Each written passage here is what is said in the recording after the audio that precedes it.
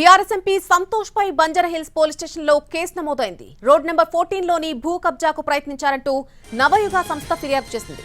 నకిలీ డాక్యుమెంట్లతో కబ్జాకు ప్రయత్నించారని, ఆ భూమిలో అక్రమ నిర్మాణాలు చేపట్టారని ఆరోపించింది. దీంతో ఐపీఎస్ సెక్షన్లు 420, 468, 471, 447 కింద సంతోష్ పై కేసులు నమోదు చేశారు బంజారాహిల్స్ పోలీసులు.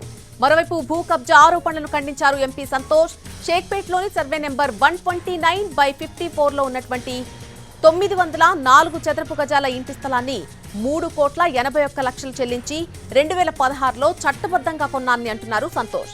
సేల్ డీడ్ ద్వారానే కొన్నానని, ఇందులో ఫోర్జరీ అన్న మాటకు తావేలేదని అంటున్నారు. 8 ఏళ్లుగా ఆ భూమిపై ఎలాంటి న్యాయ వివాదం లేదని, 32 ఏళ్లుగా ఆ స్థలం నాకు అమ్మిన వ్యక్తి పేరుతోనే ఉందని చెప్పారు.